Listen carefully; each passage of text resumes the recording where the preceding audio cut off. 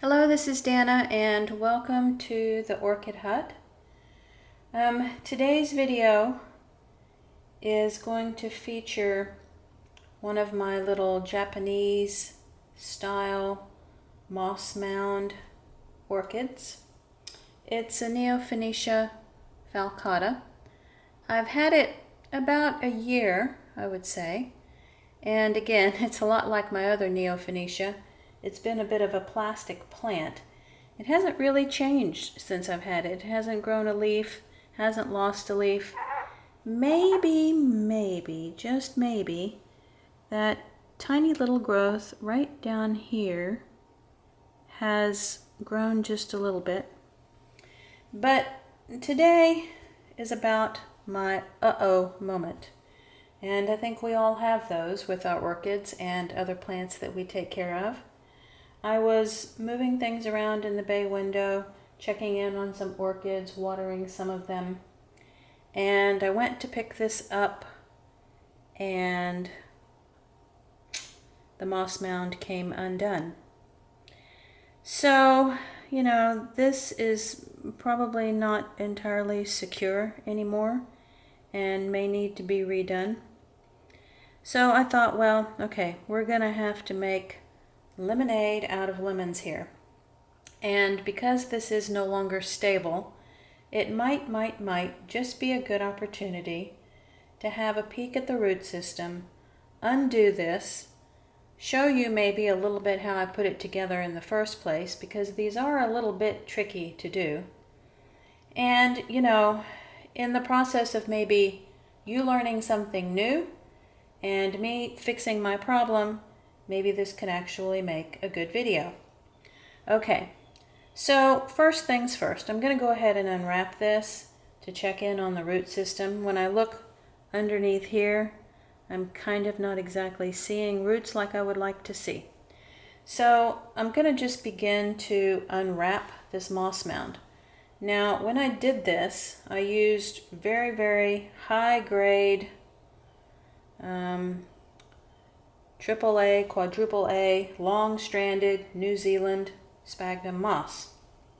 And I'm going to try to salvage this because it's not exactly cheap, and honestly, this hasn't even been there a year, so there's not, you know, anything wrong with it. So the smaller pieces I'm going to set aside. I'm going to try to unwrap the bigger pieces to get down to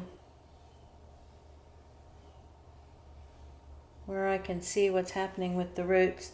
I did go ahead and water this morning, so all of this moss is damp. My experience with these over the summer was that they would be completely dried out on day 3, and I would need to water them again. Now that we are shifting into fall, shorter days and whatnot, I really wasn't needing to give it water, but maybe, I don't know, every 3 or 4 days, sometimes 5, if it was really wet outside. And so as I'm separating this, I'm just kind of sorting it out into really short pieces that I used, sort of the medium strand pieces, and then the long pieces over here. Because as you're doing this, you have to kind of make sure that the strands are interlocking with each other so that it doesn't collapse. And because this one was small, I'm seeing that I must have used quite a bit of just sort of medium strand ones, because there wasn't a great big long distance to wrap around the pot. Now, you can actually buy kits. You know, they say that they're little moss mound kits. Well, from what I see about those, I don't know that they're really going to help you all that much. And the reason is because They give you something to stuff the moss and the plant in once you're finished, but they don't give you anything to set the plant on to help you form the mound, and therefore your moss mound ends up being rather crooked and leaning to one side, and I don't know, I just don't think those look quite as nice. I was really pleased with how mine turned out. I was pretty proud of myself. Okay, so this is not as bad as I thought it might be. Let's see. So there's a good root right here. Some of these roots have not made it. So we're going to flame our cutters here in a bit and trim those off. I'm not seeing any new root growth like I know is happening on my other Neofinetia. So I think what I'm going to do, I'm going to take a little break. I'm going to find and flame my cutters, and then we will trim off the dead roots here and talk a little bit more about the moss mound and rewrap this. Okay, I'll be back. Okay, so cutters have been flamed. I have the peroxide ready for when we're finished with this. And let's see. These roots are rather small.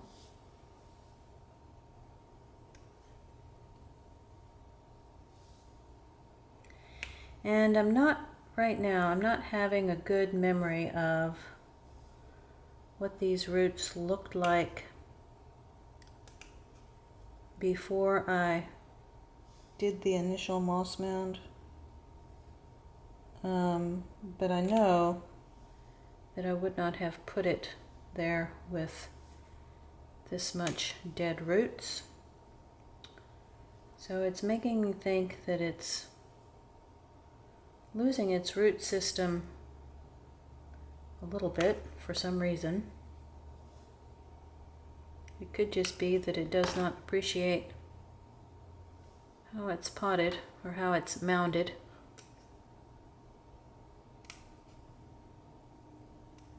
But it's not completely gone, so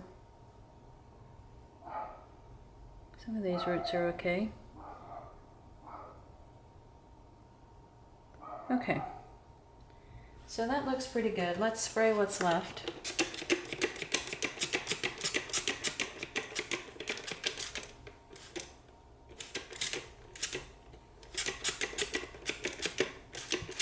Just for good measure.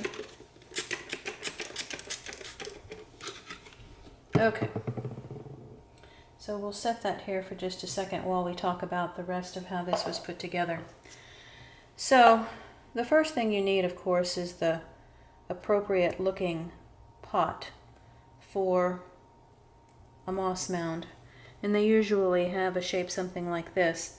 What made this pot less than ideal was the fact that it did not have a drain hole at the bottom.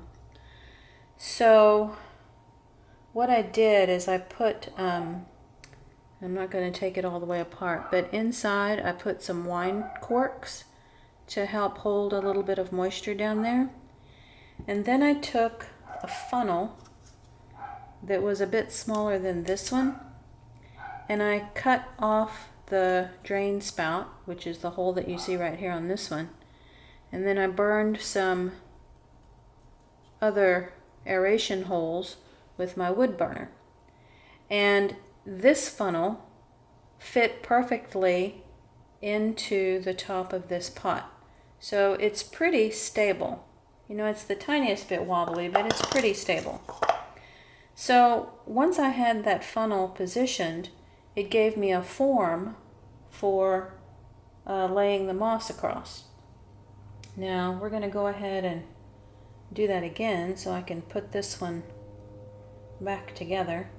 And I put down a base of the moss first so that the roots would have something to rest on.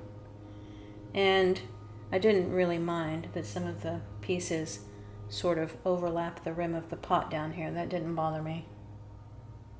You can, of course, when you get finished, trim that off, I guess, if you want a neater looking little pot. Okay. Now, this is what I had done before. I set that on top like that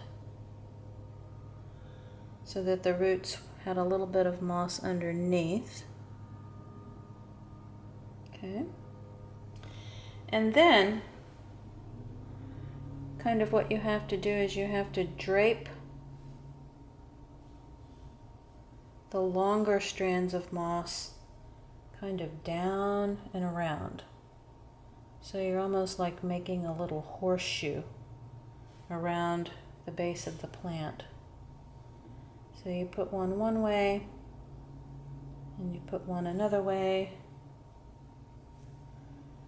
and then you turn the pot from time to time so that you kind of go at a different angle. You put one.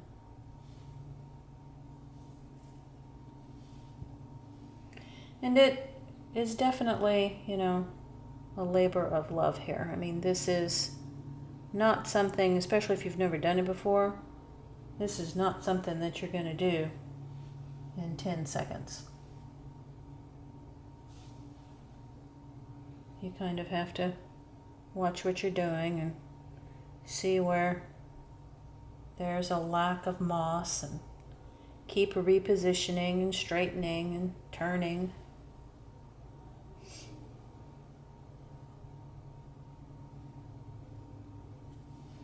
And no two look alike, you know. They're all individual, they're all unique. Of course, it helps if you don't whack it with your own hand while you're doing it.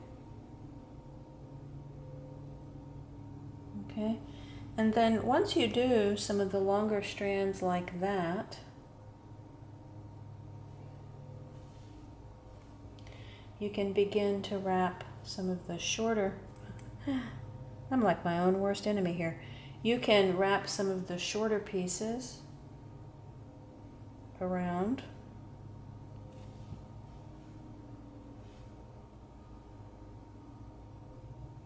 Okay.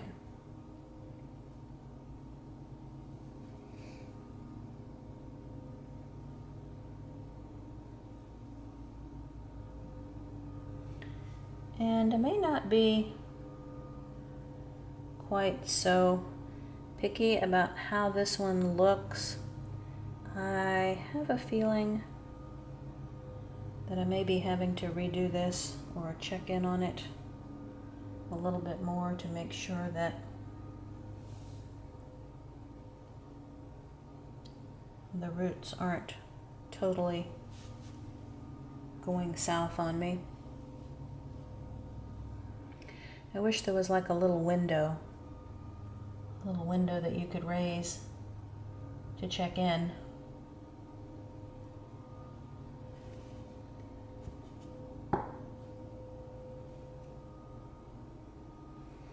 And it may be that because I've taken this apart and now I'm trying to put it back together, I may need to get some more longer strands of the moss to kind of hold the whole thing together.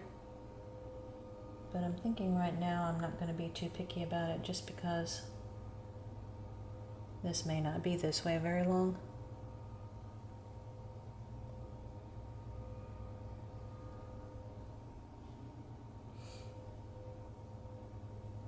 Takes a fair amount of concentration.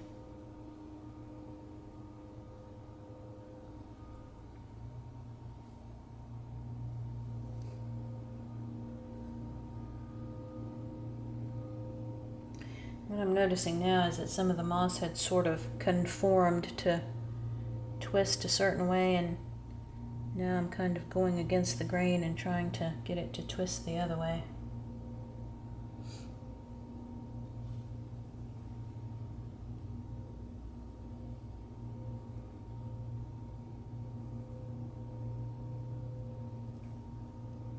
And of course, when I watered it, I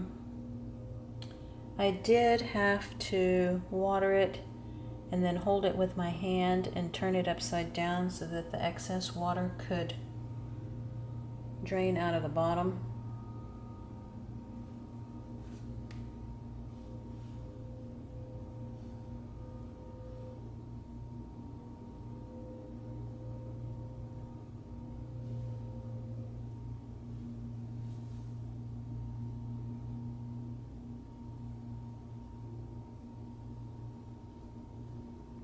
And sometimes you do have to wait for this moss to dry to see if it's really going to interlock with the other strands.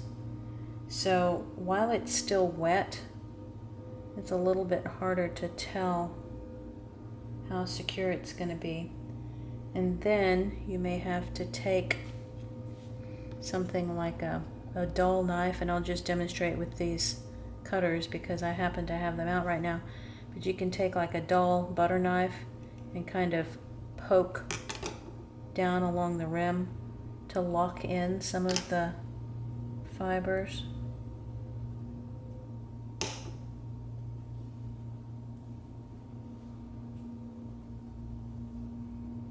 Like this one right here, that's a little bit too.